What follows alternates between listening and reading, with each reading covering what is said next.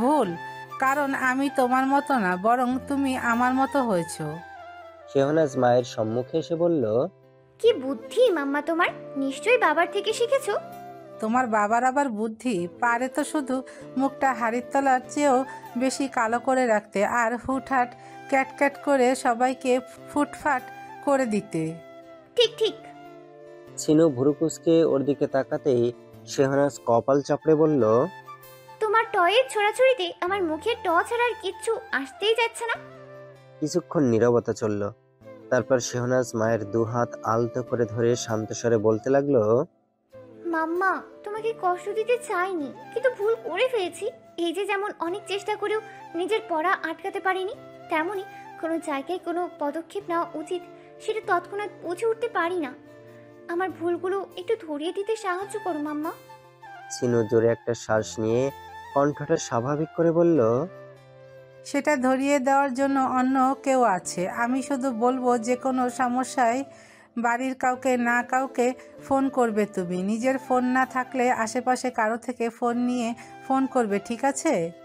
শেহনাজ অত্যন্ত সিরিয়াস মুখভঙ্গিতে বলল, কিন্তু মাম্মা, সেই আশেপাশের মানুষটা যদি আমাকে ছিনতাইকারী ভেবে আমাকে গণধুলায় দেয় তাহলে?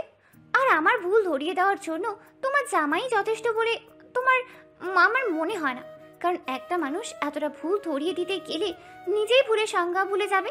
দেখা যাবে বলছে কারোর সাথে দেখা হলে তাকে থাপ্পড় মারা উচিত। এটা আন্তরিকতার পরিচায়ক। অনেকদিন থেকেই কেউ একজন নীরকে ফলো করে চলেছে, যদিও নীর সেটা বুঝতে পারছে না।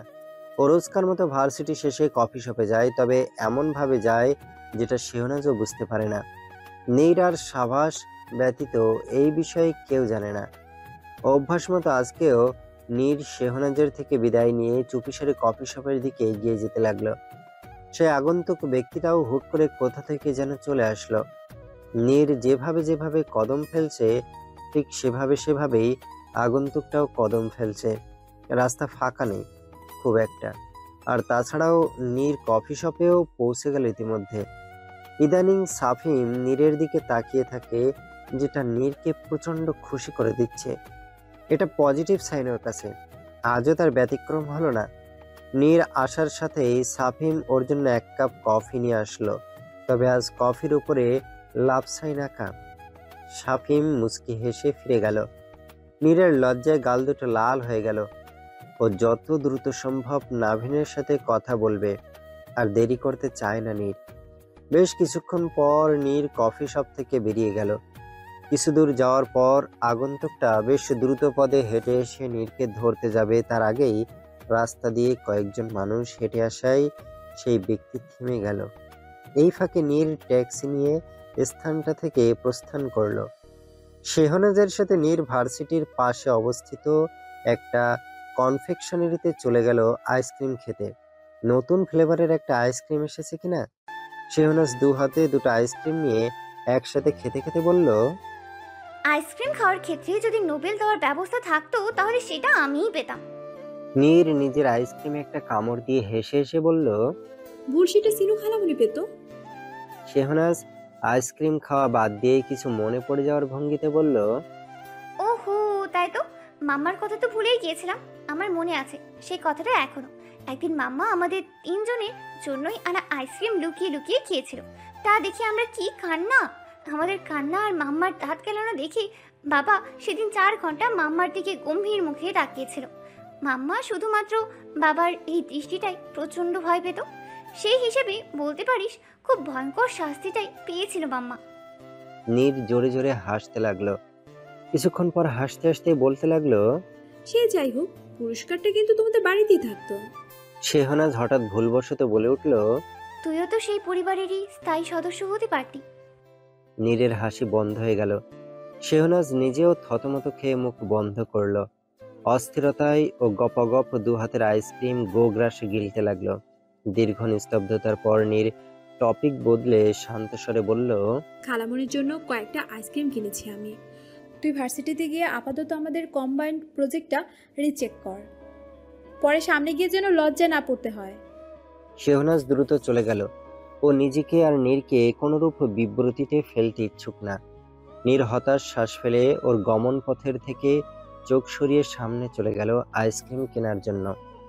হঠাৎ পরিচিত ও প্রিয় একটা কণ্ঠ কানে আসতে নীর সেদিকে মনোযোগ দিল। কনফেকশনারির একটা নির্দিষ্ট স্থানে সাফিম উল্টো হয়ে একটা মেয়ের সাথে বসে কি সব যেন কথা বলছে। নীর সাফিমের পিছন দিকটাই শুধু দেখতে পেল। সাফিমের থেকে চোখ সরিয়ে ওর সামনে সুন্দরী মেয়েটার দিকে তাকিয়ে থাকলো। সাফিম বাঁকা হেসে মেয়েটাকে বলছে, টেনশন করো না ডার্লিং, তোমার সমস্ত চাহিদা আমি পূরণ করব। মেয়েটি খানিকটা ধমক দিয়ে বলল, এই চাকরি করে তুমি এত বড় বড় কথা বলছো কিভাবে? আমার সব পূরণ করতে হলে তোমাকে এই রকম 10টা চাকরি করতে হবে। আরে রাগ করছো কেন? এর চেয়েও বড় একটা বুদ্ধি আছে আমার। কি? আমার বসের এক ঘনিষ্ঠ আত্মীয়ের মেয়ে আমাকে মেবি পছন্দ করে। আমি ওকে ভুলিয়ে ভালিয়ে পয়সা হাসিল করব। মেয়েটা দেখতে খুবই ইনোসেন্ট, সহজে মন জয় করতে পারবো আশা করছি। মেয়েটি গাল ভরে হেসে বলল, আমার সাফিম দেখছি অনেক ফেমাস, বড় লোকের মেয়ে তোমার পেছনে পড়েছে, ভাবা যায়? সাফিম ভাব নিয়ে বলল, এই চেহারার জন্যই তো এত এত মেয়ের সাথে প্রেমের অভিনয় করে টাকা হাতাতে পারছি। তবে তুমি আমার ভালোবাসা, তোমার জন্যই আমার এত পরিশ্রম। সেটা তো আমি জানি সাফি, কিন্তু শোনো, এসব করতে করতে অন্য মেয়ের প্রতি দুর্বল হয়ে পড়ো না যেন। আরে তা সম্ভব নাকি? তবে একটা কথা না বলে পারছি না, এই বসের ভাগ্নিটা আসলে অনেক কিউট। এই রূপ দিয়ে যে কোনো বড় লোকের ছেলেকে বিয়ে করতে পারত, অথচ আমার পিছে পড়েছে। অবিশ্বাস্য। খবরদার সাফি, আমার সাথে প্রতারণা করার চেষ্টা করলে তোমাকে আমি খুন করব। রিল্যাক্স ডার্লিং, এ আমাদের কাছে সোনার হরিণ। এর থেকে যতটা সম্ভব হাতিয়ে নিতে হবে। পাশাপাশি একটা শিক্ষাও দেওয়া উচিত, যাতে নিজে সুরক্ষিত পরিবেশ ছেড়ে অবাধে বাইরে আসার, নিজের মা বাবার অগোচরে কাউকে পছন্দ করার, লুকিয়ে লুকিয়ে দেখা করা স্পর্ধা না দেখায়। এদের সুখ মনে হয় সহ্য হয় না। যাই হোক, এতে করে আমাদের জন্যই লাভ হয়েছে। নীর নিঃশ্বাস নিতে পারছে না, দম বন্ধ হয়ে আসতে যাচ্ছে। কোনো মতে পা চালিয়ে ও কনফেকশনারি থেকে বেরিয়ে গেল। উদ্ভ্রান্তের ন্যায় এলোমেলো পা ফেলে ও এগিয়ে যেতে লাগলো। পিছন পিছন সেই আগন্তুক ব্যক্তিটাও আসতে লাগলো। ভার্সিটি থেকে খানিকটা দূরে একটা নদী রয়েছে, সাথে গাছগাছালি পূর্ণ এক সবুজ শ্যামল নিস্তব্ধ মাঠ। সেই মাঠে কোনো মতে পৌঁছে নীর আর পারল না এগোতে। ওর ভঙ্গুর পা দুটো ধপ করে নিচে পড়ে গেল। সারা শরীর ভেঙে এসেছে নীরের। অষ্টাদশী মনের প্রথম ভালো লাগাটা এভাবে মিথ্যা প্রতিপন্ন হবে সেটা নীর ভাবতে পারেনি। ওর মনের মানুষ এতটা কুটিল মনের হবে সেটাও ভাবতে পারেনি। এভাবে মানুষ চিনতে ভুল করবে সেটাও ও ভাবতে পারেনি। সেই আগন্তুক ব্যক্তিটাও এসে পড়ল সেখানে। একটা গাছের পিছনে গিয়ে লুকালো সে। পরনে তার কালো শার্ট, ধূসর প্যান্ট আর মাথায় কালো ক্যাপ, মুখে কালো মাস্ক। সামনের ভেঙে পড়া ঝরঝর করে কান্না করতে থাকা অষ্টাদশী যুবতীটার দিকে তাকিয়ে সেই আগন্তুক মাথার ক্যাপ খুলল। একটু পর মুখের মাস্কটা খুলে ফেলল এবং সাথে সাথে কঠিন মুখের সাবাসের দর্শন পাওয়া গেল। সাবাস হতাশ শ্বাস ফেলে বলল, নিকি, তোকে আগে বলেছিলাম ভুল করছিস, শুনলি না। এখন কষ্টটা কি পাচ্ছিস শুনি? নীর ফাঁকা জায়গা পেয়ে জোরে জোরে কাঁদতে লাগলো। সাবাসের কানে সেগুলো ক্রমাগত রেলগাড়ির মৃদঙ্গের ন্যায় বাজতে লাগলো। সেই কান্না সাবাস সহ্য করতে পারছে না, আর না পারছে নীরকে গিয়ে একটু সান্ত্বনা দিতে। ওর চোখের পানি মুছে দিয়ে বলতে, আমি আছি তো, ছোট মানুষ, ভুল হতেই পারে, মাফ করে দিয়েছি তো, কাঁদিস না নিক্কি। এভাবে কতক্ষণ সময় কেটে গেল সেটা নীর জানে না। তবে চোখের পানি মুছে নিজেকে যথাসম্ভব সামলে নিয়ে ও ধীর পায়ে সামনের দিকে এগিয়ে যেতে লাগলো। সাবাস হঠাৎ ভয় পেল। নীরকে কেমন যেন অদ্ভুত লাগছে ওর কাছে। কি ভাবছে মেয়েটা? সাবাস দ্রুত মুখের মাস্ক আর মাথার ক্যাপটা পরে নিয়ে নীরের পিছু পিছু যেতে লাগলো। নীরকে ব্যস্ত রাস্তার সামনে থামতে দেখে সাবাসের বুক কেঁপে উঠল। ও দিক বিদিক জ্ঞান শূন্য হয়ে দৌড়ে ওর দিকে এগিয়ে আসতে লাগলো। কিন্তু নীরকে একটা ট্যাক্সিতে উঠে বসতে দেখে সাবাস থেমে গেল। সাবাস নিজেই নিজের মাথায় থাপ্পড় মেরে বলল, বাল খুব পাকনা হয়ে গেছিস। নিকি কি তোর মতো বলদ যে গাড়ির নিচে গিয়ে গাড়ির সাথে প্রেম করবে? নীর ট্যাক্সি ভাড়া মিটিয়ে দুর্বল পায়ে বাড়িতে প্রবেশ করলো। পাসওয়ার্ড দিয়ে দরজা খুলতে হয়, তাই নীরকে আর ঘটা করে গলা ফাটিয়ে ম্যাঁ করা লাগলো না। ও ড্রয়িং রুমে আসতেই দেখলো নাভিন আর রাইমা কেমন নিশ্চুপ হয়ে বসে আছে। এটা অবশ্য নতুন না, সেই সাভাসকে বিয়ে করবে না বলার পর থেকেই এমন হয়ে গেছে, কিন্তু ওর সাথে অত্যন্ত স্বাভাবিক আচরণ করে। এমনকি হাসান ভিলার সব মানুষই এমনভাবে বিহেভ করে যেন কিছুই হয়নি। যদিও সেদিনের পর থেকে সাভাস ওর সাথে আর কথা বলেনি। সেদিন রাস্তায় দেখা হওয়ার পর যেটুকু কথা হয়েছিল ব্যাস অতটুকুই। নীরকে দেখার সাথেই নাভিন আর রাইমা একযোগে মুচকি হাসলো। তবে নীর জানে এটা মন থেকে হাসি নয়। ওরা সবাই কষ্ট পাচ্ছে, কিন্তু নীরকে বুঝতে দিতে চাচ্ছে না কেউই।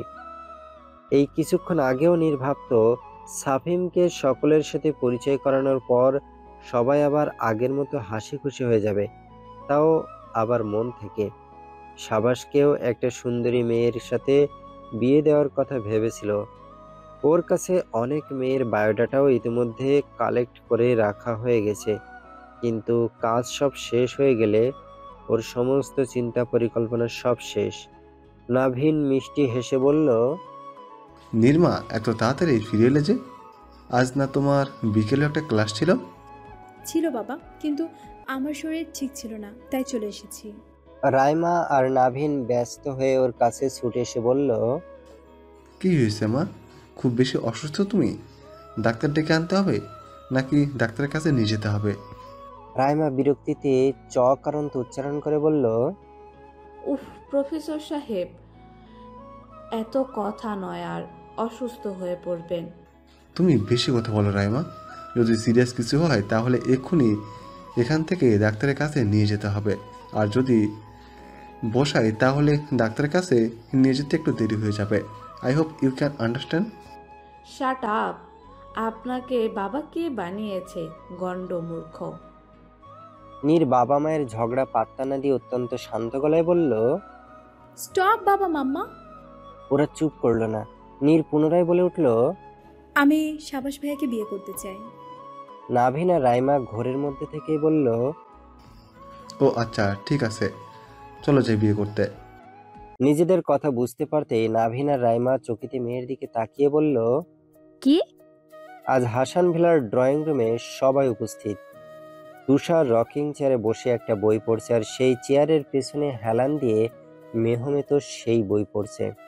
তুষার অনেকবার বলেছে পাশে আরেকটা চেয়ার নিয়ে এসে বসতে, কিন্তু মেহমেতের নাকি এভাবে বেশ মজা লাগছে, তাই তুষার আর কিছু বলেনি। সাজিদ অন্য একটা ড্রয়িং রুমের চেয়ারে বসে নিজেও বই পড়ছে। আয়েশার শেহনাজ সোফায় বসে গল্প করছে। ওদের থেকে একটু দূরে সাবাস বসে বসে বাদাম খাচ্ছে। তানিয়ার সিনু কিছুক্ষণ পর নাস্তা হাতে ড্রয়িং রুমে চলে আসলো। সিনু নিজের হাতের ট্রেটা রাখতেই ওর ফোন বেজে উঠল। রাইমা ফোন দিয়েছে। সিনু সামান্য হেসে ফোনটা রিসিভ করে অপর পাশের কথা শুনতে লাগলো। ক্ষণকাল বাদে ও চিৎকার করে বলল, কি? নীর সাবাসকে বিয়ে করতে চায়? সিনুর দিকে সবাই চকিতে তাকালো। শেহনাজ তড়াক করে বসা থেকে উঠে মায়ের দিকে আসতে আসতে বলল, মাম্মা কি বলছো? আমাকে দাও, আমি কথা বলবো। কিন্তু মায়ের কাছাকাছি আসার আগেই ধপ করে পড়ে গেল মেঝেতে। তানিয়ার হাত থেকে নাস্তার ট্রেটাও শব্দ করে পড়ে গেল। ওদিকে সাবাস কাশতে শুরু করে দিয়েছে। আসলে ওর গলায় বাদাম আটকে গেছে, যেটা না ভেতরে যাচ্ছে আর না বাইরে আসছে। আয়েশা চটজলদি উঠতে গিয়ে মাঝপথে আটকে গেছে। ও মৃদু আর্তনাদ করে বলল, মামা আটকে গেছি, উঠতেও পারছি না, বসতেও পারছি না। অন্যদিকে কথাটা শোনার সাথেই তুষার রকিং চেয়ার থেকে উঠতেই মেহমেদ সেই চেয়ারের উপর মুখ থুবড়ে পড়ে গেল। এতক্ষণ চেয়ারের উপর সর্বশক্তি দিয়ে ভর দিয়েছিল কিনা। সবকিছুর মাঝে সাজিদ অত্যন্ত স্বাভাবিকভাবে থুতু হয়ে যাওয়া প্রত্যেকের দিকে শান্ত দৃষ্টিতে তাকিয়ে থাকলো। খা খা নিস্তব্ধতার মধ্যে কয়েক মিনিট পার হয়ে গেল। আয়েশা পেটে হাত চেপে সোফায় বসে জোরে জোরে শ্বাস নিচ্ছে। একটুর জন্য জানটা বেরিয়ে যায়নি ওর। সাবাস বাদামটা গিলে ফেলেছে বহু কষ্টে। এখনো চুপচাপ নিজের দিকে তাকিয়ে বসে আছে। মুখমণ্ডল অস্বাভাবিক রকম ঠান্ডা ওর। তানিয়া নিজের আতবুড়ো স্বামীকে মেঝে থেকে তুলে ওকে সোফায় বসিয়ে দিয়ে এক গ্লাস পানি দিয়েছে, যা মেহমেদ ঢকঢক করে খেয়ে দিল। সাজিদ আর তুষার ওদের সকলের দিকে ভুরু কুঁচকে তাকিয়েছে এখনো। ক্ষণকাল বাদে সাজিদ গলা খাকারি দিয়ে বলল, আর কারো কোনো অসুবিধা থাকলে বলো, তাহলে সেই অসুবিধা উন্মোচন করার পরই না হয় আলোচনা করা যাবে। সাবাস ব্যতীত সবাই লজ্জিত ভঙ্গিতে সাজিদের দিকে তাকিয়ে বলল, নেই, আলোচনা করা যাক। সাজিদ ফাঁপা শ্বাস ফেলে ছেলের দিকে তাকিয়ে বলল, তোমার কি মতামত সাবাস? সাজিদের কথা টেনে নিয়ে সিনো বলে উঠল, ও আর কি বলবে, ওই তো বিয়েটা করার জন্য পাগল হয়ে আছে। আমি রাইমা আর নাবিন ভাইয়াকে কাল সকাল সকাল আসার জন্য বলছি। সিনো ফোন করতে যাবে তার আগে সাবাস নিজের অন্যমনস্ক ভাব থেকে বেরিয়ে সকলের দিকে এক এক করে তাকালো। তারপর অত্যন্ত শীতল স্বরে বলল, দাঁড়াও মামা। সিনো ভুরু কুঁচকে বলল, কি, তুমি কি আজকেই ডাকতে চাচ্ছ? সাবাস অপরিবর্তিত মুখভঙ্গিতে স্পষ্ট গলায় বলল, আমার 2 দিন সময় চাই, ভেবে চিন্তে তারপর সিদ্ধান্ত জানাবো। কথাটা বলে সাবাস লম্বা লম্বা পা ফেলে নিজের রুমের দিকে যেতে লাগলো। সবাই হতভম্বর চোখে ওর যাওয়ার দিকে তাকিয়ে থাকলো। তুষার বিড়বিড় করে বলতে লাগলো, ওদের মধ্যে হয়েছেটা কি? এই প্রথমবার আমি কিছু ঠাউর করতে পারছি না। নিশ্চয়ই সিরিয়াস কিছু, নয়তো সাবাস ভাই যখন বিয়ে করতে চাইলো তখন নীর মানা করে দিল, আর নীর যখন বিয়ে করতে যাচ্ছে তখন সাবাস ভাই সময় চাইলো। সমস্যা কি ওদের? আশ্চর্য।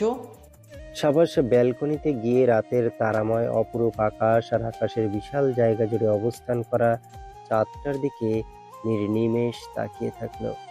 কিছু গভীর চিন্তা করতে ব্যস্ত ও কিছু পাজল হয়তো মনে মনে মিলাতে ব্যস্ত।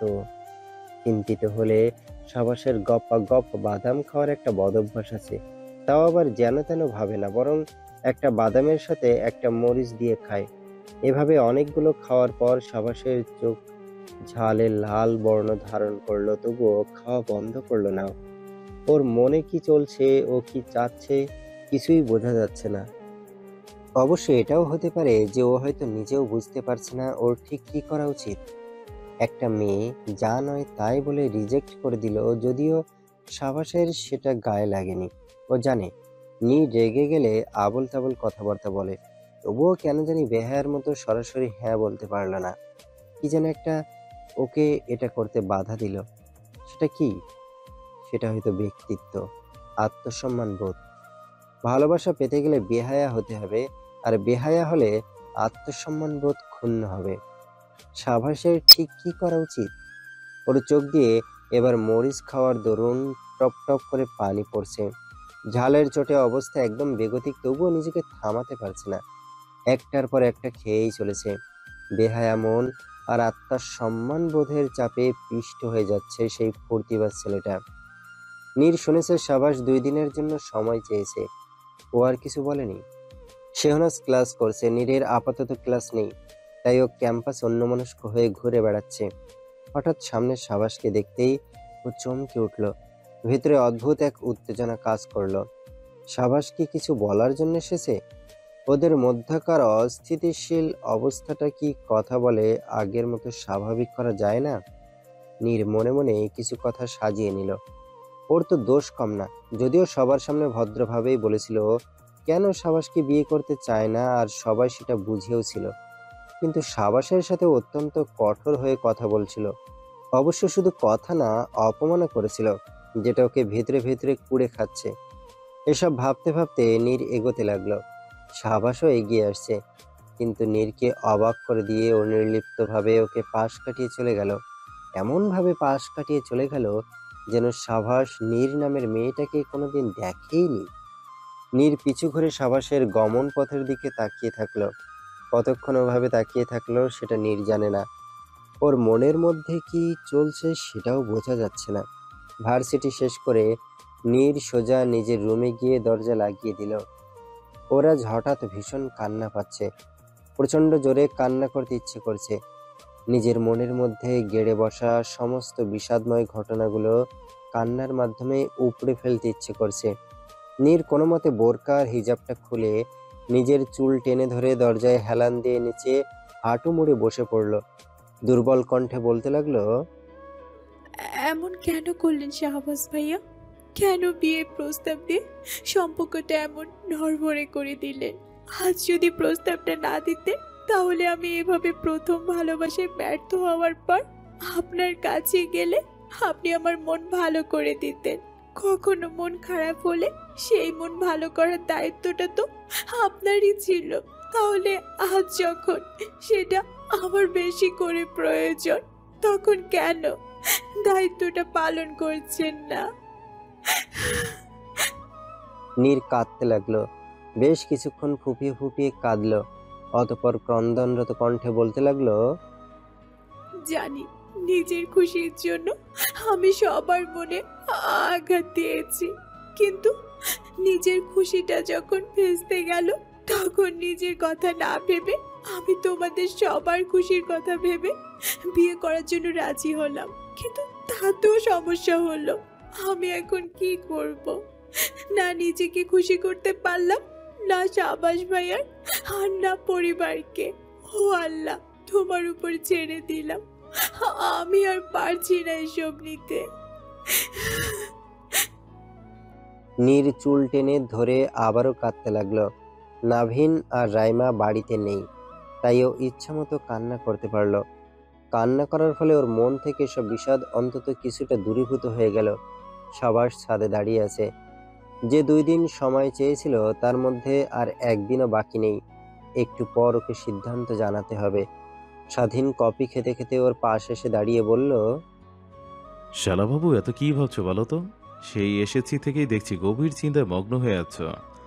এই 1 মিনিট, তুমি আবার আমার মতো সাইকিয়াট্রিস্ট হতে চাচ্ছ না তো? সাভাস চকিতে স্বাধীনের দিকে তাকালো। তা দেখে স্বাধীন অত্যন্ত সিরিয়াস হয়ে বলল, দেখো ভাই, আমার প্রফেশনের দিকে নজর দিও না বলে দিলাম। আমার বউ আর পৃথিবীতে এখনো ল্যান্ড না করা বাচ্চাগুলো না খেতে পেয়ে মরবে। আজ নাভিন আর রাইমা নীরকে নিয়ে এখানে আসবে, তাই সবাই এসেছে কিছুক্ষণ আগে। বারিশ এসেই বউয়ের পিছনে ছুটে গেছে, আর তুবা সকলের সাথে গল্প করতে ব্যস্ত হয়ে পড়েছে। অন্যদিকে স্বাধীন এসেছে সাবাসের মনে কি চলছে সেটা একটু বাজিয়ে দেখতে, কিন্তু সাবাসের যা অ্যাটিটিউড দেখলো তাতে মনে হয় না কোনো কাজ হবে। ওদের কথা বলার মাঝেই বারিশ চলে আসলো। এসে সাবাসের কাঁধে জোরে একটা চাপড় মেরে বলল, এই যে আমার ঝামেলাপূর্ণ বইয়ের ঝামেলাপূর্ণ যমজ ভাই, বিয়ে কি করতে হবে না? যমজ ভাই বোনের তো একসাথে বিয়ে দেওয়া উচিত। সে জায়গায় তোমার বোন বিয়ের চরম পর্যায়ে চলে যাচ্ছে, আর তুমি স্টার্টিং লাইনে দাঁড়িয়ে নাক ডেকে ডেকে ঘুমাচ্ছ। আচ্ছা, এটা কি তোমাদের বংশগত বৈশিষ্ট্য? তোমার বোন পড়ার ক্ষেত্রে স্লো, আর তুমি বিয়ের ক্ষেত্রে। সাবাস দুলা ভাইয়ের দিকে তাকিয়ে কাট কাট গলায় বলল, আমি আপনার থেকে 10 বছরের ছোট, সেই হিসেবে বিয়ের ক্ষেত্রে স্লো আপনি। সাবাসের এই এক কথাতে বারিশের কথা বন্ধ হয়ে গেল।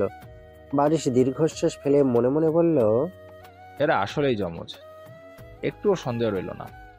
বারিশ আর স্বাধীন চলে আসার আরো অনেকক্ষণ পর সাবাস নিচে নামলো। দোতলায় নামতেই দেখতে পেল নাভিনরা চলে এসেছে। নিচে সবাই হাসি ঠাট্টায় মেতে উঠেছে। এই কয়েকদিন যেমন বিমূঢ় অবস্থায় ছিল সকলে, আজ ঠিক তেমনই উৎফুল্ল হয়ে উঠেছে। সাবাস যত সিঁড়ি বেয়ে নিচে নামতে লাগলো, তত উপলব্ধি করলো সকলের ভিতরের চাপা খুশি, উচ্ছ্বসিত কণ্ঠস্বর। ও বড় করে একটা শ্বাস নিয়ে মুখ কিছুটা স্বাভাবিক করে নিচে নামলো। সবাই জানে সাবাসের এত বেশি গ্যাঞ্জাম পছন্দ না, কিন্তু তবুও আজ কেউ সেটা মনে রাখলো না। স্বাধীন আর বারিশ ওকে ঠেসে ধরে নিজেদের মাঝখানে বসিয়ে রেখেছে। কিছুক্ষণ পর রাইমা উঠে এসে সাবাসের মাথায় হাত রেখে বলল, কি সাবাস, সময় নেওয়া শেষ হয়েছে, বিয়ে করবি আমার মেয়েকে? সাবাস নিজের মমতাময়ী রাইমা খালামণির উৎফুল্ল মুখটার দিকে কিছুপল তাকিয়ে থেকে সামান্য হেসে বলল, করবো খালামণি। সবাই খুশিতে আত্মহারা হয়ে গেল। নীর স্বস্তির নিঃশ্বাস ফেলল। এসেছে থেকে ও মাথা নিচু করে রেখেছে, বাবার পাশে গুটিসুটি মেরে চুপ করে বসে আছে। কারোর সাথেই কথা বলেনি, আর না সাবাসের দিকে একবারের জন্যও তাকিয়েছে। আশ্চর্যের বিষয়, সাবাসও এখনো পর্যন্ত ওর দিকে তাকায়নি। সবার এত খুশির মাঝে তুবা হঠাৎ মাথা চেপে ধরল। তা দেখে সবাই ভীষণ ঘাবড়ে গেল। স্বাধীন তড়াক করে বসা থেকে উঠে তুবার কাছে গিয়ে বলল, কি হয়েছে তোবা? তুবা কিছুক্ষণ পর মাথা তুলে স্বাধীনের দিকে তাকিয়ে বলল, আরে নাচ জামাই যে, তা আমার বউটাকে দেখেছো কোথাও? স্বাধীন মাথায় হাত দিয়ে মেঝেতে বসে পড়ল। ওর মুখটা ভীষণ অসহায় লাগছে। বাকিরাও চিন্তিত মুখে ওর দিকে তাকিয়ে থাকলো।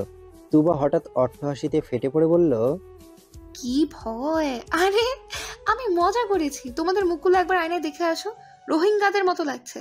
আর আমার স্বামীকে দেখো, একে তো বড় মাপের ফকিন্নি লাগছে। সবাই অগ্নিদৃষ্টিতে তুবার দিকে তাকালো। তা দেখে তুবা হাসি আটকে দিল। ওর এবার সবার চাহনি দেখে ভয় করতে লাগলো। ও 32 পাটি দাঁত বের করে বলল, আমার ক্ষমা হয়েছে, অন্যায় করে দাও। পিনপতন নীরবতা। স্বাধীন বুকে দুহাত গুজে গম্ভীর মুখে জানালা দিয়ে বাইরে তাকিয়ে আছে। পেছনে তুবা লজ্জিত ভঙ্গিতে আঙুল ফোটাচ্ছে। ও অনেকবার স্বাধীনের সাথে কথা বলার চেষ্টা করেছে, কিন্তু সে ওই যে মুখ গোমড়া করেছে, আর একটা কথাও বলেনি। তুবা এবার গিয়ে পিছন থেকে স্বাধীনকে জড়িয়ে ধরে বলল, এই ডাক্তার সাহেব, রাগ করছেন কেন?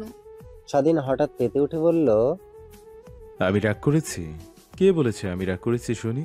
আমাকে কোন দিক দিয়ে রাগান্বিত মনে হচ্ছে তোমার? তুবা আহাম্মক হয়ে স্বাধীনের রাগে লাল হয়ে যাওয়া মুখটার দিকে তাকিয়ে বলল, একদম না। কে বলেছে আপনি রাগ করেছেন? আপনাকে দেখে তো দুনিয়ার সবচেয়ে খুশি মানুষ মনে হচ্ছে।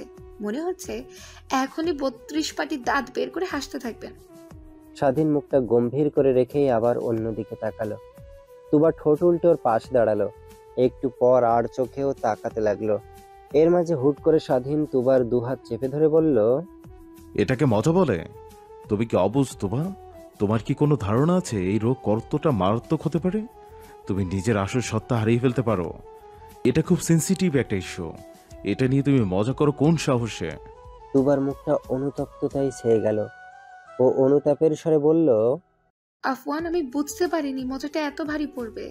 আর কখনো করব না। স্বাধীন ক্ষণকাল তুবার মুখের দিকে তাকিয়ে থেকে হুট করে ওকে জড়িয়ে ধরল শক্ত করে। তুবা খানিকটা চমকে উঠলেও পর মুহূর্তে নিজেকে সামলে নিল। একটু পর স্বাধীন ব্যগ্র কণ্ঠে বলতে লাগলো, আমি তোমাকে হারাতে চাই না তুবা। তোমার কিছু হলে আমি শেষ হয়ে যাব। প্লিজ নিজের অসুস্থতা হেলায় ফেলো না। আমাকে একটু সময় দাও। বিশ্বাস রাখো, আল্লাহ সহায় হলে খুব দ্রুত আমি তোমাকে এই রোগ থেকে মুক্তি পাওয়াবই। তুবা অবাক হয়ে বলল, কিভাবে করবেন ডক্টর সাহেব? খুব দ্রুতই জানতে পারবে সোনা। ততদিন নিজের প্রতি একটু বেশি বেশি যত্নশীল থেকো। বিয়ের দিন খুব দ্রুতই চলে আসলো বলে মনে হচ্ছে নীরের কাছে। এই কয়েকদিন সাবাসের সাথে কোনো কথা হয়নি ওর। অবশ্য দু একবার এসেছিল সাবাসদের বাড়িতে, নাভিন আর রাইমার জোড়াজুড়িতে। কিন্তু নীর নিজের রুমের বাইরে যায়নি। আর না সাবাস ওর সাথে কথা বলার কিংবা দেখা করার কোনো আগ্রহ দেখিয়েছে। আজ বিয়ে। নীরের সারা রাত ঘুম হয়নি। নির্দিষ্ট সময়ে ও অজু করে তাহাজ্জুদের নামাজ পড়ে আল্লাহর সাথে গোপনে কিছু কথাবার্তা বলেছে। তারপর ফজরের নামাজ পড়া শেষে আয়নার সামনে গিয়ে দাঁড়ালো। নিজের প্রতিবিম্বের দিকে খুঁটিয়ে খুঁটিয়ে তাকাতে লাগলো। এই কয়েকদিনের টেনশনে শুকিয়ে গেছে, মুখটা ফ্যাকাশে হয়ে আছে, তবুও চোখের নিচের ওই কালো তিলটা জ্বলজ্বল করছে, যেটা ফ্যাকাশে মুখটাকেও আকর্ষণীয় করে রেখেছে।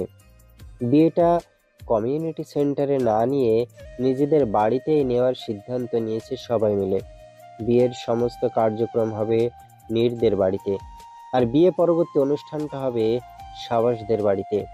নীর জানালা খুলে দেখলো বাড়িটা অলরেডি সুন্দর করে ডেকোরেট করা সম্পন্ন হয়েছে। সেই ডেকোরেশনটা কিছুক্ষণ দেখার পর নীর বিছানায় গিয়ে বসে পড়ল। একটু পর রাইমা এসে মেয়ের সাথে মন ভরে কথা বলল। নাভিন এসে দুই মা মেয়েকে ভাত খাইয়ে দিল। খুব সময় নিয়ে ওরা একে অপরের সাথে গল্প করলো। আজ এমন ভাবে গল্প করলো যেন এটাই ওদের শেষ কথোপকথন। শেহনাজ আর তুবা মেয়ে পক্ষ হয়ে এসেছে রায়শা আর তানজিদের সাথে। ওদিকে সিনু তানিয়া দুইজন, আর এদিকে রাইমা রায়শা দুইজন। কারো দল যেন ভারী না হয়ে যায়, সেজন্য এই ব্যবস্থা। আয়েশাও মেয়ে পক্ষ হওয়ার জন্য বায়না করেছিল, কিন্তু পেটে থাকা পোটলাটার জন্য কেউ রাজি হয়নি। আয়েশা তবুও জেদ করায় বারিশ বলেছিল, যমজ ভাইয়ের বিয়েতে তুমি কোন পক্ষ হতে যাচ্ছ? এ তো ঘোর অন্যায়। শেষে দেখা যাবে আমাদের বাচ্চার বিয়েতে তুমি কোনো পক্ষ বা বরপক্ষ হয়ে যাবে। বারিশের তাচ্ছিল্যটা খুব লেগেছে আয়েশার, তাই ও আর আসার জন্য জেদ করেনি। তবে ভিডিও কল দিয়ে ওদের সাথে আড্ডায় মেতে উঠতে কার্পণ্য করেনি একদম। তুবা আর শেহনাজ মিলে নীরের দুহাত মেহেদি দিয়ে রাঙিয়ে দিচ্ছে। আয়েশা ভিডিও কলে সেগুলো দেখছে, সাথে বিভিন্ন ইনস্ট্রাকশনও দিচ্ছে। একটু পর বলে উঠল, নীর, আমার কালাজাত ভাইকে পছন্দ হয়েছে তো? আমার ভাই অনেক ভালো, বুঝেছিস? অবশ্য ওর হুটহাট রেগে গিয়ে তোকে আছাড় মারতে পারে, তাছাড়া ওর কোনো খারাপ অভ্যাস নেই। নীর মাথা নিচু করে রেখেছে। ওর ভেতরটা কেমন হাঁসফাঁস করতেছে সেই সকাল থেকে। ওর অবস্থা দেখে আয়েশা সামান্য হেসে বলল, মজা করেছি, ও তোকে চোখে হারাবে, মিলিয়ে নিস আমার কথা। ও হ্যাঁ, ভালো কথা, ওর হাতে আমার ভাইয়ের নামটা লিখে দে। তুবা উচ্ছ্বসিত হয়ে বলল, দাঁড়া, আমি লিখে দিচ্ছি। শেহনাজ আপত্তি করে বলল, তুমি কেন? আমি লিখে দেব আমার ভাবির হাতে। সব কত ছোট মানুষ, বেশি কথা বলিস না। আমি যা বলবো তাই হবে। সাবাস ভাইয়ের নাম তো আমিই লিখবো। ওদের তর্ক বেঁধে গেল। শেহনাজ বিরক্তিতে চকারান্ত উচ্চারণ করে বলল, একদম থাপ্পড় দিয়ে না দুটো দাঁত ফেলে দেবো। তোদের ঘটে কি বুদ্ধি নেই নাকি? পুরোটাই ফাঁকা। দুবার শেহনাজ একযোগে বলে উঠল, তো তুই একটা আইডিয়া দে দেখি। তো তুমি একটা আইডিয়া দাও দেখি। কথাটা বলে শেহনাজ আর তুবা একে অপরের দিকে চকিতে তাকালো। আয়েশা প্রচন্ড ভাব নিয়ে বলল, এত সিলি বিষয় নিয়ে আমার কাছে আসিস না তো। আমি হচ্ছে গিয়ে ভয়ঙ্করভাবে মারাত্মক ট্যালেন্টেড একজন মানুষ। কঠিন বিষয় আমাকে নিয়ে সলভ করাবি, ওকে? তুবার শেহনাজ হাই তুলে বলল, সেজন্যই তো সিজিপিএ 2.5। আয়েশা থতমত খেয়ে গেল। এই প্রথমবার নীর হেসে উঠল, সাথে ওরা দুজনও। আয়েশা শীতল দৃষ্টিতে ওদের দিকে তাকিয়ে থেকে বলল, নে নে, মজা নেই। কম রেজাল্ট পাওয়ারও একটা আর্ট, বুঝেছিস? যেটা সবাই অ্যাচিভ করতে পারে না। মূর্খের দলেরা শোন, একজন বাংলার নাম করা নাম লিখে দে, আর একজন ইংরেজিতে নাম লিখে দে। ব্রিলিয়েন্ট। তুবার শেহনাজ উচ্ছ্বসিত হয়ে কথাটা বলল। তা দেখে আয়েশা প্রচন্ড ভাব নিয়ে কিছু বলতে যাবে, তার আগেই দেখলো ওরা ওকে পাত্তা না দিয়ে মেহেদি পরানোয় ব্যস্ত হয়ে পড়েছে। ওদের নির্লিপ্ততা দেখে আয়েশা মুখ ভেঙচি কেটে বিড়বিড় করে বলল, আমার কদর বুঝলি না রে। এমন সময় বাড়ি শেষে আয়েশাকে জড়িয়ে ধরে ওর ঘাড়ে চুমু খেয়ে বলল, আমি বুঝি তো স্নো হোয়াইট। আয়েশা চোখ বড় বড় করে বারিশের দিকে তাকালো, পর মুহূর্তে আবার সামনে তাকালো। ভাগ্য ভালো ওরা কেউ খেয়াল করেনি ওদের মনোযোগ মেহেদি দেওয়ার দিকে। আয়েশা চোখ রাঙিয়ে বারিশের দিকে তাকিয়ে ওকে ইশারায় ভস্য করে দিল। বারিশ হেসে উঠে একটু দূরে গিয়ে বলল, রূপের আগুনে পোড়ানোর পর এবার অগ্নিবর্ষণ করে ছাই বানিয়ে ফেলতে চাচ্ছ? It's not fair Snow White. Ayesha পাশ থেকে একটা বালিশ ওর দিকে ছুঁড়ে মারল। বারিশ অট্টহাসি হাসতে হাসতে রুম থেকে বেরিয়ে গেল। হঠাৎ তুবা মেহেদি পরানোর দিকে দৃষ্টি অব্যাহত রেখেই বলল, কিরে আপু, কথা বলছিস না কেন? অভিমান করলি নাকি? আয়েশা নিজের রাগ নিয়ন্ত্রণ করে ওদের দিকে মনোযোগ দিয়ে বলল, হ্যাঁ করেছি, আমার অভিমান ভাঙা। জিজ্ঞাসা করেছি জন্যে যে তোর অভিমান ভাঙানোর জন্য এক ঠ্যাঙে খাড়া হয়ে আছি, সেটা আবার ভাবিস না যেন। নিষ্ঠুরের দল। ওদের কনভারসেশন থেকে মনোযোগ সরিয়ে নীর নিজের হাতের দিকে এক দৃষ্টিতে তাকিয়ে থাকলো, যেখানে বড় বড় অক্ষরে লেখা সাবাস। নামটা আজ ভীষণ অদ্ভুত আর নতুন লাগছে নীরের কাছে। কেমন যেন একটা দায়িত্ববোধ আসছে নামটা থেকে। মেহেদি শেষ হওয়ায় শাহনাজ ছুটে গেল আর একটা আনার জন্য, কিন্তু গেস হোয়াট, বেচারি মেহেদি নিয়ে ফিরে আসার আগেই ঘর ভর্তি মানুষের সামনে চিৎপটাং হয়ে পড়ে গেছে। লজ্জায় শেহনাজ মেঝেতে মুখ গুজে পড়ে থাকলো। রাইমা ছুটে গিয়ে উদ্বিগ্ন কণ্ঠে বলল, কি হয়েছে? খুব লেগেছে? শেহনাজ ক্ষীণ কণ্ঠে বলল, না। তাহলে উঠছিস না কেন? লজ্জা লাগছে। সবাইকে ঘর থেকে বের করে দাও খালামণি, তারপর আমি এখান থেকে উঠব। রাইমা আহাম্মক হয়ে বলল, সবার সামনে উঠতে লজ্জা লাগছে, অথচ সবার সামনে এভাবে হাত পা ছড়িয়ে পড়ে থাকতে লজ্জা লাগছে না তোর? পাগলি, উঠ বলছি। রাইমা জোর করে শেহনাজকে তুলল। শেহনাজ রাইমার আঁচল দিয়ে নিচের আপাদমস্তক ঢাকার চেষ্টা করতে করতে রুম থেকে বেরিয়ে গেল। বেরিয়ে এসেছে বুঝতে পেরে শেহনাজ আঁচল থেকে বেরিয়ে এসে স্বস্তির নিঃশ্বাস ফেলল। রাইমা ওর গাল টেনে ধরে বলল, তুই চুপচাপ বসে থাক গিয়ে। আমি চাই না ছোটাছুটি করে তুই নিজের হাত পা ভেঙে ফেল। এইসব কাজ তুবাকে দিয়ে করাবি, কিন্তু তুই বসে থাকবি। শেহনাজ নিজের গাল ছাড়িয়ে নিয়ে বলল, আচ্ছা আচ্ছা। বলে আবারও লাগালো স্যুট এবং আবারও পড়ে গেল। তবে সাথে সাথেই উঠে পড়ে জোরপূর্বক দাঁত বের করে বলল, সমস্যা নেই, আমি ঠিক আছি। বলেও চলে গেল। রাইমা দীর্ঘশ্বাস ফেলে অন্যদিকে চলে গেল। কিছুক্ষণ পর বাসযাত্রী চলে আসবে, অথচ এরা এখনো মেহেদিই পড়াচ্ছে নীরকে। যাকগে, ওর এখনো অনেক কাজ। নীরকে সাবাসের পছন্দের রং বেগুনি বেনারসিতে সাজিয়ে দেওয়া হয়েছে। এই রংটা যেন নীরের জন্যই তৈরি হয়েছে। বেনারসিটা একদম পারফেক্টের চেয়েও পারফেক্ট লাগছে নীরের শরীরে। এবার আয়েশা ভিডিও কল ছেড়ে বাস্তবে পদার্পণ করেছে। সবাই মিলে নীরের রুমে বসে হাসি ঠাট্টা করতেছে। অবশ্য শেহনাজ নেই, ও গেছে এক ঝলক তুষারকে দেখার জন্য। স্টেজের কাছাকাছি যেতেই দেখতে পেল তুষার সাদা পাঞ্জাবি পরেছে একটা। আশ্চর্যের বিষয়, শেহনাজও আজ সাদা কালারের একটা লং জামা আর হিজাব পরেছে। তুষার একজনের সাথে কথা বলছিল। কথা বলতে বলতে হঠাৎ পিছু ঘুরে তাকাতেই ওদের দুজনের চোখাচোখি হয়ে গেল। দুজনের কেউই চোখ সরাচ্ছে না একে অপরের থেকে। হঠাৎ পাশে একটা শব্দ হতেই দুজনের হুঁশ ফিরল। ওরা ইতস্তত করতে লাগলো। লজ্জা পেয়ে দ্রুত চোখ সরিয়ে নিল। একটা মেয়ে এসে কিছু জিজ্ঞাসা করায় শেহনাজ তার উত্তর দিতে লাগলো, কিন্তু তুষার আর কারোর সাথে কথা বলতে পারলো না। ওর চোখ বারবার ছুটে যাচ্ছে তার নাজের দিকে, কিন্তু ওর চোখের মুগ্ধতা রাগ দ্বারা প্রতিস্থাপিত হলো একটা বিষয় নজরে আসতেই। একটা ছেলে লুকিয়ে লুকিয়ে শেহনাজের ছবি তুলছে। তুষার জোরে একটা শ্বাস নিয়ে ছেলেটার কাছে গিয়ে ওর কাঁধে হাত রাখলো। ছেলেটা খানিকটা ভয় পেলেও সেটা বুঝতে দিল না। তুষার ওর দিকে তাকিয়ে হাসলো। তা দেখে ছেলেটাও হাসলো। হাসি বন্ধ করে তুষার হুট করে মুখটা প্রচন্ড গম্ভীর করে ফেললো। তা দেখে ছেলেটা হাসি বন্ধ করে ভীত চোখে ওর দিকে তাকালো। তুষার আবারও হাসলো, ছেলেটাও আবারও হাসলো। এভাবে বেশ কিছুক্ষণ চলার পর ছেলেটা মিনমিন কণ্ঠে বলল, বুঝেছি ভাই, বুঝেছি। ঠিক আছে, ছবিটা ডিলিট করে দিচ্ছি। তবুও এভাবে বিটকেলের মতো হেসে আমার আত্মা কাঁপাবেন না। এখনো পর্যন্ত সিঙ্গেল আমি, বউ না দেখে মরতে চাই না। স্টেজে সে অনেকক্ষণ থেকে একা একা বসে আছে সাবাস। ওকে আজকেও পাত্তাই দিচ্ছে না। অবশ্য এটা ওর প্রাপ্য, কারণ ও কাউকে পাত্তা দেয় না, তাই ওকেও আজকেও পাত্তা দিচ্ছে না। সাবাসের পরনে একটা মেরুন কালারের শেরওয়ানি। এই কালার নীর অনেক পছন্দ করে। একে অপরের পছন্দের রঙের আউটফিট পরানোর আইডিয়াটা সিনু আর রাইমার কুটিল মাথা থেকে এসেছে। স্টেজটা সাজানো হয়েছে ড্রয়িং রুমে। মেঝের উপর বিছানা পেতে মাঝখানে একটা পর্দা টাঙিয়ে দেওয়া হয়েছে। সাবাসের সাথে পুরুষরা থাকবে আর অপর পাশে নীর ও অন্যান্য মহিলারা থাকবে। এই বুদ্ধিটা আবার এসেছে সাজিদ আর নাভিনের মাথা থেকে। নীরকে এখন আনার জন্য তাগদা দেওয়া হলো। সাথে সাথে সিমরান বলে উঠল, আমি যাচ্ছি। সিমরান সাজিদ আর মেহমেতের একমাত্র বোন। ওর অবশ্য আরো একটা পরিচয় আছে, সেটা হচ্ছে ও রাইমার ছোট ভাই রিয়াদের বউ। নীরের রুমে গিয়ে ওকে কয়েক পলক মন ভরে দেখে সিমরান বলল, মাশাআল্লাহ, কারো নজর না লাগে।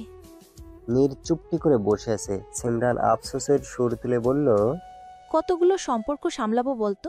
বাপের বাড়ির দিক থেকে ভাবলে সাবাস আমার ভাতিজা, সে হিসেবে তুই আমার ভাগ্নিব। আবার শ্বশুর বাড়ির দিক থেকে ভাবলে তুই আমার ভাগ্নি, সে হিসেবে সাবাস আমার ভাগ্নি জমাই। আয় হায়, এই কি মুসিবত! রিয়াদ রুমে প্রবেশ করতে করতে বলল, জানেমান, এসব সম্পর্ক ছাড়ো তো। তোমার একমাত্র সম্পর্ক হচ্ছে তুমি আমার সিঙ্গেল পানসে লাইফটাকে মিঙ্গেল দাগ চমকপূর্ণ করা একমাত্র বউ। ওর কথা শুনে রুমে উপস্থিত সবাই হাসতে লাগলো। আয়েশা হাসতে হাসতে বলল, ফুল মশাই, আপনি এখনো নিজের সিঙ্গেল লাইফের জন্য দুঃখ বোধ করেন? তা আর বলিস না মা, সিঙ্গেল লাইফ যে কি দুর্বিষহ কেটেছে আমার তা বলে বোঝাতে পারবো না। নিজেকে কেমন অনাথ অনাথ লাগতেছে। স্যাহ। আরো কিছুক্ষণ মশকরা করে ওরা সবাই মিলে নীরকে স্টেজে নিয়ে গেল। পরিকল্পনা মতো নীরের সাথে মেয়েরা থেকে গেল আর পুরুষরা চলে গেল সাবাসের দিকে। এই এতদিনের নির্লিপ্ততার পর আজ সাবাস চোখ তুলে তাকালো। পর্দার জন্য স্পষ্টভাবে কিছু দেখা না গেলেও বুঝতে পারলো ওপাশে একটা মিষ্টি পরী বসে আছে, যে কিছুক্ষণের মধ্যেই ওর জীবনের একটা অবিচ্ছেদ্য অংশ হতে চলেছে। কাজী সাহেব চলে আসার সাথেই সবাই তোড়জোড় করতে লাগলো। সবকিছু গুছিয়ে নিয়ে কাজী সাহেব সাবাসকে কবুল বলতে বললেন। সাবাস পাক্কা 30 সেকেন্ড সময় নেওয়ার পর রাশভারী গলায় স্পষ্টভাবে বলল, নীরের সেই অস্থিরতাটা এবার চরম আকার ধারণ করলো। মাথা কাজ করা বন্ধ করে দিল। কাজী সাহেব এবার বলতে লাগলেন, শেখ সাজিদ হাসানের জ্যেষ্ঠ পুত্র শেখ সাবাস হাসান গহনা বাবদ 10 লক্ষ টাকা দেনমোহর পরিশোধপূর্বক আপনাকে বিবাহ করতে এসেছেন। রাজি থাকলে বলুন আলহামদুলিল্লাহ। নীর হাঁসফাঁস করে উঠল। ওর ভেতরটা হাহাকার করে উঠল। হাত দুটো থরথর করে কাঁপতেছে, গলা ঠোঁটো কাঁপছে, যার দরুনও মুখ দিয়ে কিছুই উচ্চারণ করতে পারছে না। আশেপাশে থেকে সবাই ওকে আলহামদুলিল্লাহ বলার জন্য তাড়া দিচ্ছে, কিন্তু সেসব কিছুই ওর কানে আসছে না। এমন সময় শক্ত একটা হাত ওর কম্পমান হাতে হাত রাখলো। নীর ধীর গতিতে চোখ তুলে তাকিয়ে দেখলো নাভিন। এবার ওর অবাধ্য চোখের পানিগুলো কোনো বাধা না মেনে গড়িয়ে পড়তে লাগলো। নাভিন মেয়ের হাত আরো শক্ত করে ধরে ওকে সান্ত্বনা দিয়ে বলতে লাগলো, মা আলহামদুলিল্লাহ বলো। জেনে রাখো, এই একটা আলহামদুলিল্লাহ বলার পর তুমি নতুন এক সম্পর্ক, নতুন এক জীবন, নতুন এক দায়িত্ববোধের সাথে পরিচিত হতে যাচ্ছ। কিন্তু আমার আর তোমার মাম্মার কাছ থেকে তুমি সেই ছোট্ট নিরি থেকে যাবে, যে পুরো বাড়ি ছুটে বেড়াতো, মায়ের শাড়ি কাঁচি দিয়ে কাটার পর বাবার পিছনে গিয়ে লুকাতো মাম্মার কেরাটা থেকে বাঁচার জন্য। নীর ঝরঝর করে কাঁদতে লাগলো। রাইমাও নিজেকে সামলাতে পারছে না। একমাত্র সন্তান বলে কথা সহ্য করতে পারছে না। নাভিন চুপ করে নিজের দুর্বলতা সত্তাকে যথাসম্ভব সামলিয়ে মেয়ের চোখের পানি মুছে ওর কপালে চুমু খেয়ে বলল, বলো মা। নীর চোখ বন্ধ করে জোরে একটা শ্বাস নিয়ে ক্ষীণ কণ্ঠে বলল, আলহামদুলিল্লাহ। কাজী সাহেব বললেন, সবাই শুনেছেন, মা আর একবার বলো। নীর আবার বলল, আলহামদুলিল্লাহ। সবাই শুকরিয়া আদায় করলো। রিয়াদ আর তুষার মিষ্টি বিলাতে শুরু করলো। সবাইকে মিষ্টি দেওয়া শেষ করে তুষার 5 প্যাকেট মিষ্টি নিয়ে উঠোনের দিকে চলে গেল, একদল উৎসুক ছেলে মেয়েকে মিষ্টি দেওয়ার জন্য। ওরা নিজেদের একজন পাগল লেখিকার পাঠক পাঠিকা দাবি করছিল, তাই তুষার খুশি মনে ওদের সবাইকে মিষ্টি খাওয়ালো। উঠান থেকে ফিরে আসতেই শেহনাজ ওকে আটকে দিয়ে বলল, এই তুষার ভাই, আমাকে মিষ্টি দিলেন না কেন? তুই না একটু আগে ফুফা মশাইয়ের থেকে 2টো মিষ্টি নিয়ে খেলে? খেয়েছি তো, সেগুলো তো ফুফা মশাই দিয়েছে, আপনি তো আর দেননি। তুষার ভুরুকুসকে কিছুক্ষণ ওর দিকে তাকিয়ে থেকে ওর হাতে 1 প্যাকেট মিষ্টি দিয়ে বলল, ধর, যত ইচ্ছা খা। বলে তুষার পাশ কেটে যেতে ধরেও ফিরে এসে বলল, অবশ্য তোর মিষ্টি খাওয়া ঠিক হচ্ছে না, কারণ নিজ জাতির কাউকে খাওয়া নিষ্ঠুরতা, অমানবিকতার পরিচয়। কথাটা বলা শেষ করে তুষার বাঁকা হাসলো। অতঃপর শীষ বাজাতে বাজাতে অন্যদিকে চলে গেল। পিছনে শেহনাজ দ্বিধান্বিত মুখে দাঁড়িয়ে আছে। ও মিষ্টিগুলো এক পলক দেখে বিড়বিড় করে বলল, নিজ জাতির কাউকে খাওয়া মানে? উনি কি আমাকে মিষ্টি বলে দিলেন? সাভাস আর নীর পাশাপাশি বসে খাবার খাচ্ছে। ওদের সাথে শেহনাজ, তুষার, স্বাধীন আর তুবাও খাচ্ছে। আয়েশা অসুস্থ বোধ করায় বিয়ে পড়ানোর পরপরই বারিশ ওকে নিয়ে হাসান ভিলায় ফিরে গেছে। নীরের চোখ দুটো লাল হয়ে আছে। সাবাস কবুল বলার পর সমস্ত মনোযোগ নীরের দিকে রেখেছিল। ওর কান্না, ওর অস্থিরতা আর সবশেষে কাঙ্ক্ষিত শব্দটা বলে চিরতরে নিজেকে সাবাসের নামে করে দেয়া, সব কিছু দেখেছে ও। আবার একটু তাকালো নীরের দিকে। খাওয়া দাওয়া শেষ করে এবার চলে আসলো সবচেয়ে মর্মান্তিক মুহূর্ত। রাইমা এমনভাবে নীরকে নিজের সাথে জড়িয়ে রেখেছে যেন পণ করেছে মেয়েকে আর ছাড়বে না, মানে ছাড়বেই না। নাভিন মা মেয়ের থেকে খানিকটা দূরে দাঁড়িয়ে আছে ছলছল চোখে। এভাবে বেশ কিছুক্ষণ কেটে যাওয়ার পর তানিয়া গিয়ে রাইমাকে পিছন থেকে জড়িয়ে ধরে বলল, সোনানির কি অন্য কোথাও যাচ্ছে? আমাদের কাছেই তো থাকবে, কাঁদিস না, যখন ইচ্ছা হবে গিয়ে নিয়ে আসবি। আর কখনো রেগে গেলে ওর উপর ক্যারাটে প্রয়োগ না করে আমাদের কাছে রেখে আসিস, সিম্পল। রাইমা অবশেষে মেয়েকে ছাড়লো, কিন্তু কান্না এখনো বন্ধ করতে পারলো না। নীর তো কেঁদে কেঁদে নিজের অবস্থায় খারাপ করে ফেলেছে। মায়ের থেকে ছাড়া পেয়ে ও বাবাকে গিয়ে জড়িয়ে ধরল। নাভিন ভীষণ শক্ত মানসিকতার পরিচয় দিল। কাঁদল না, বরং মেয়েকে সান্ত্বনা দিতে লাগলো বিভিন্নভাবে। অন্যদিকে তানিয়া রাইমাকে ঝাঁকিয়ে বলল, কাঁদিস না তো। এমন তো না যে তোর মেয়ে একটা দজ্জাল শাশুড়ি পেতে চলেছে। ও সিনুকে শাশুড়ি হিসাবে পাচ্ছে, বুঝলি? রাইমা কান্নারত অবস্থাতেই ঠাট্টা করে বলল, সেজন্যই তো কাঁদছিস। সিনুর কাছে আমার মেয়ে নিরাপদ নয় ভাই। ও নিজেই পাগল, আমার মেয়েকেও পাগল বানিয়ে ছাড়বে।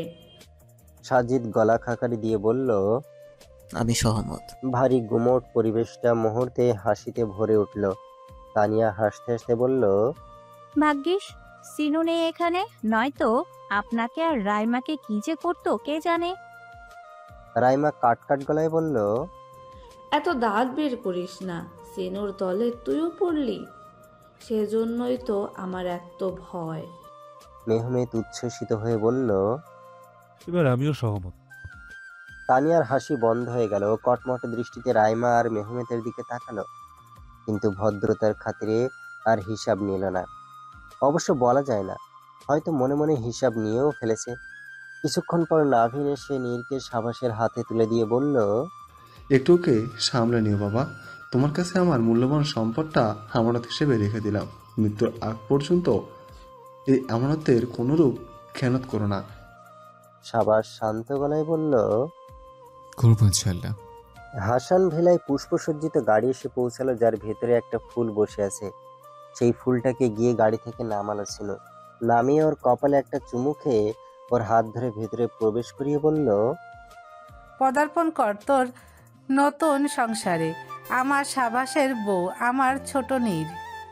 নীর ঘুরে ঘুরে বাড়িটাকে দেখতে লাগলো। খুব চেনা বাড়িটাও আজ কেমন যেন অচেনা লাগছে। তাই ছিনুর হাত ছাড়ছে না ও। তা দেখে মুচকি হেসে ছিনু ওকে নিয়ে সাবাসের রুমে রেখে আসলো। শেহনাজ কিছুক্ষণ ওর সাথে বসে থাকার পর চলে যেতে নিলে নীর বলে উঠল, যাচ্ছিস কেন? একটা ব্যবসায়িক কাজ আছে, তুই বুঝবি না। নীর অবাক হয়ে দরজার দিকে তাকিয়ে থাকলো। হঠাৎ বিছানার দিকে ভালোভাবে নজর পড়তেই দেখলো সাদা ডেইজি। বদৌলতে ডেইজির প্রতি নীরের একটা আকর্ষণ ছিল, তাই বেশ অবাক হলো। হঠাৎ দরজায় চেঁচামেচির আওয়াজ শুনতে নীর শেহনাজের বলা কথাটা বুঝতে পারলো। ওরা দরজা আটকে টাকা হাসিল করার চেষ্টা করছে। দরজার সামনে তুবা, শেহনাজ, আয়েশা, তুষার, স্বাধীন আর বারিশ টানটান হয়ে দাঁড়িয়ে আছে।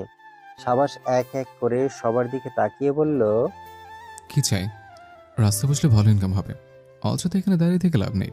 তুষার বলে উঠল, আমাদের ইনকাম নিয়ে তোকে ভাবতে হবে না। তুই 6,000 টাকা দে, বেশি চাইলাম না, মানবতার খাতিরে। নয়তো 6 জনের জন্য 6 কোটি টাকা আবদার করতাম। আর চাইলেই বাকি?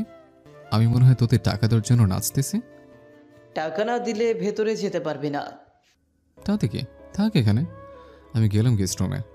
সাবাস সত্যি সত্যি গেস্ট রুমের দিকে যেতে ধরলে সবাই ওকে আটকে দিয়ে বলল, এই যাস না, যা দিবি তাই নিব।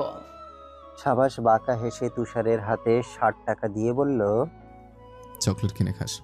সাবাস ওদের রিয়াকশন দেখার আগেই রুমে ঢুকে দরজা বন্ধ করে দিল। এদিকে সবাই আহাম্মক হয়ে ওখানে ঠায় দাঁড়িয়ে থাকলো। আয়েশার তুবা রেগে বোম হয়ে গেল। বারিশ আর স্বাধীনদের সান্ত্বনা দিতে দিতে নিজেদের রুমের দিকে চলে গেল, কিন্তু তুষার আর শেহনাজ এখনো ওখানে দাঁড়িয়ে আছে। ওদেরকে সান্ত্বনা দিবে? আশ্চর্য। সাবাস এক পলক নীরের দিকে তাকিয়ে বাথরুমে চলে গেল পোশাক পাল্টানোর জন্য। বিয়েতে যাওয়ার আগে সাবাস বিয়ের জন্য নফল নামাজ পড়ে নিয়েছিল, তাই বাথরুম থেকে এসে ধীর কণ্ঠে বলল, পোশাক পাল্টে ঘুমা। নীর কিছুক্ষণ চুপ থেকে একটা সালোয়ার কামিজ নিয়ে বাথরুমে চলে গেল। পোশাক পাল্টানো শেষে ও বিছানায় গা এলিয়ে দিল। সাবাস সোফায় গিয়ে শুয়ে পড়েছে ইতিমধ্যে। ওর দিকে কিছুক্ষণ তাকিয়ে থেকে নীর ঘুমিয়ে পড়ল। সাবাস এখনো ঘুমায়নি। নীর ঘুমিয়ে যাওয়ার কিছু সময় পর ও উঠে গিয়ে নীরের সম্মুখে মেঝেতে হাঁটু মুড়ে বসলো। কয়েক সেকেন্ড চুপ থেকে নীরের মুখটা খুঁটিয়ে খুঁটিয়ে দেখার পর ও বলল, আয়েশা ভুল কিছু বলেনি অবশ্য। আমার বউয়ের চোখ গরুর মতোই টানা টানা। হরিণের চেয়ে গরুর চোখই বেশি ফ্যাসিনেটিং লাগে আমার কাছে। তবে ঝাড়ুর মতো চুল না, ঘোড়ার লেজের মতো সিল্কে চুল আমার বউয়ের। জলহস্তির মতো চিকন না হলেও বাঁশ গাছের মতো মোটা আমার বউ। এসব কথা বলতে যখন সাবাস ব্যস্ত, ঠিক তখন নীর ঘুমের ঘোরে সাবাসকে নিজের দিকে টেনে ওর ঠোঁটে চুমু খেলো। ঘটনার আকস্মিকতায় সাবাসের চোখ ছানা বড়া হয়ে গেল। ও তড়াক করে মেঝে থেকে উঠে লজ্জা পেয়ে হাত দিয়ে ঠোঁট ঢেকে অবিশ্বাস্য দৃষ্টিতে নীরের ঘুমন্ত মুখটার দিকে তাকিয়ে থাকলো। আয়নায় গিয়ে একবার নিজের ঠোঁটের দিকে তাকালো, আবার পিছু ঘুরে অবিশ্বাস্য দৃষ্টিতে নীরের দিকে তাকালো। এভাবে কয়েক মিনিট এদিক ওদিক করার পর সাবাস কাট কাট গলায় বলল, আশ্চর্য, আমাকে লজ্জা নেই? খুব সকাল সকাল ঘুম ভেঙেছে সাবাসের। অবশ্য ঘুম ভাঙার জন্য তো ঘুমানোও প্রয়োজন, কিন্তু সাবাস তো সারা রাত ঘুমাতেই পারেনি। ঠোঁটে হাত চেপে রেখে ও 1 মিনিট পর পর নীরের দিকে তাকিয়ে বলেছে, কি আশ্চর্য। এভাবেই কিছুক্ষণ চলে যাওয়ার পর ফজরের আজান কানে আসতেই সাবাস সোফা থেকে উঠে বাথরুমের দিকে চলে গেল অজু করার জন্য। বাথরুম থেকে বেরিয়ে নীরের কানের কাছে অ্যালার্ম বাজিয়ে সাবাস চটজলদি রুম থেকে এক প্রকার দৌড়ে পালিয়ে গেল। নীর চোখ পিটপিট করে আশেপাশে তাকিয়ে দেখলেও রুমে কেউ নেই। ও আরো কিছুক্ষণ বিছানায় শুয়ে থেকে হাই তুলতে তুলতে অজু করার জন্য চলে গেল। একটা লাল রঙের সুতি কাপড় দিয়ে নিজেকে সজ্জিত করে নীর আয়নার সামনে দাঁড়িয়ে নিজেকে কিছুক্ষণ দেখলো খুঁটিয়ে খুঁটিয়ে। ও শাড়ি পরতে পারে অনেক আগে থেকেই, যদিও খুব একটা পরে না, তবুও শখের বসে শিখে রেখেছিল। এমন সময় শেহনাজ গোমড়া মুখে ওদের রুমে চলে আসলো। ওর মুখভঙ্গি ভুরু কুঁচকে কিছু সময় পর্যবেক্ষণ করে নীর বলল, কি ব্যাপার বলতো? শেহনাজ বুকে দুহাত গুজে সোফায় গিয়ে ধপ করে বসে বলল, আমি এই প্রথমবার খুব রেগে আছি। নীর ওর পাশে বসে সামান্য হেসে বলল, কেন রে, কে কি করেছে তোর সাথে? আমার সাথে বাটপারি করেছে। অবশ্য শুধু আমার সাথে না, আমাদের সবার সাথে। কে সেই ব্যক্তি যে সবাইকে বোকা বানালো? কে আবার? তোর স্বামী আর আমার ভাই। নীরের হাসি বন্ধ হয়ে গেল। স্বামী শব্দটা অনেক ভারী ভারী লাগলো ওর কাছে। কেমন যেন আলাদা একটা অনুভূতি হতে লাগলো। ওর দিকে দৃষ্টিপাত না দিয়ে শেহনাজ দাঁতে দাঁত চেপে বলতে লাগলো, এত সুন্দর করে রুম সাজালাম, তার বিনিময়ে মাত্র 6,000 টাকা চেয়েছিলাম, কিন্তু ওই কিপটা তুষার ভাইয়ের হাতে 60 টাকা ধরিয়ে দিয়ে বলে কিনা চকলেট কিনে খাস। নীরের খুব হাসি পেল। ও হেসে উঠে বলল, এমন ভাবে মানুষ ঠকাতে পারে সেটা ভাবতে পারিনি। তাও কিনা তুষার ভাইয়াও ঠকেছে, অবিশ্বাস্য। হাসবি না? ভাইয়ার থেকে উপযুক্ত টাকা আদায় না করা পর্যন্ত ওকে আর এই রুমে প্রবেশ করতে দেব না। দুলা ভাইরা ওকে নিচে আটকে রেখেছে, তুইও ভুলেও ওর আশেপাশে ঘেসবি না, নয়তো তোর নাক ফাটিয়ে দেব। নীর কিছু বলল না। শেহনাজ আরো কিছুক্ষণ বকবক করে নীরকে নিয়ে নিচে চলে গেল। ড্রয়িং রুমে প্রবেশ করতে নীর দেখতে পেল রাগের টমেটোর মতো লাল হয়ে যাওয়া একটা গম্ভীর মুখকে, যাকে দুপাশ থেকে আষ্টে পৃষ্ঠে আটকে রেখেছে বারিশ আর স্বাধীন। সাবাসের এক্সপ্রেশন দেখে যে কেউ হেসে ফেলবে। নীর বহু কষ্টে নিজের হাসি আটকে চুপচাপ নিচে চলে গেল। ওখানে সবাই বসে বসে গল্প করছে। মাঝখানে একটা বড় আকারের টেবিলে নানা প্রকার স্ন্যাক্স ফলমূল রাখা, যার যেটা হচ্ছে সে সেটা খাচ্ছে। সাবাসের রাগ তরতর করে বাড়ছে, মনে হচ্ছে দুটোকে ঘাড় ধরে ছাদে নিয়ে গিয়ে সেখান থেকে ধাক্কা মেরে ফেলে দিতে। কিন্তু বোনদের বিধবা বানাতে চায় না জন্য ও ধৈর্য ধরে বসে আছে। কিন্তু রাগ তো ধৈর্য ধরছে না, সে তো সময়ের সাথে পাল্লা দিয়ে বেড়েই চলেছে। কিন্তু সেই রাগটা নিমিষেই উধাও হয়ে গেল নিজের সদ্য বিবাহিত স্ত্রীকে দেখতেই। নীর সকলের সাথে টুকটাক কথা বলে শেহনাজের সাথে গিয়ে বসে পড়ল।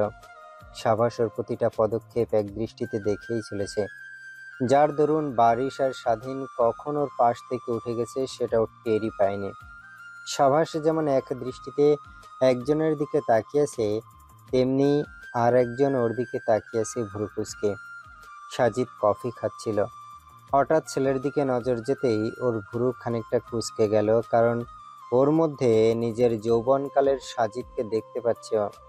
কিন্তু হঠাৎ করে কোথা থেকে আয়েশা এসে সাবাসের গালে ঠাস করে একটা থাপ্পড় মেরে দিল, আর কি জানি একটা বলল, সেটা সাজিদ শুনতে পেল না।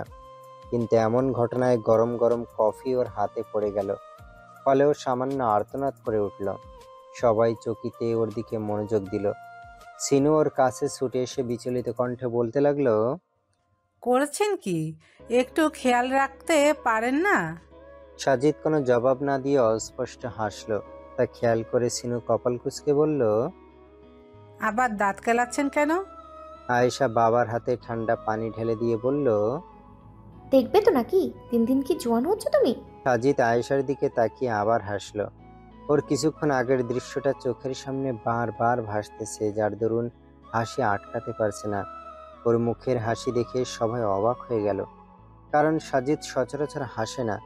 সিনু দাঁতে দাঁত চেপে বলতে লাগলো, নাটক, এই বুড়ো পাগল হয়ে গেছে, সবাই সরো ওটার থেকে। আবার বলে কি না আমি পাগল, অস্বীকার করে লাভ নেই। তানিয়া আমাকে সব বলেছে, এ হিসাব তো আমি পরে নিচ্ছি, বিয়ের ঝামেলাটা আগে যাক। সবাই হাসতে লাগলো, কিন্তু সাজিদের হাসি বন্ধ হয়ে গেল। অন্যদিকে সাভাস আয়েশার সাথে তুমুল ঝগড়া করতে লাগলো তখনকার সেই থাপ্পড়ের জন্য। ওদের অবশ্য কেউ পাত্তা দিল না, কারণ এটা নর্মাল হয়ে গেছে সবার কাছে। সাভাস বুকে হাত গুজে সোফায় বসে বলল, তোর বাচ্চার আগে হতে দে, তারপর এই থাপ্পড় বদলা নিব আমি। তোর বাচ্চাকে এমন জ্বালাবো না, থাক না বলে শুধু দুনিয়া আসতে দে। আয়েশা পেটে হাত রেখে ওর পাশে বসে বলল, তোমার মনে হয় বাচ্চা হবে না?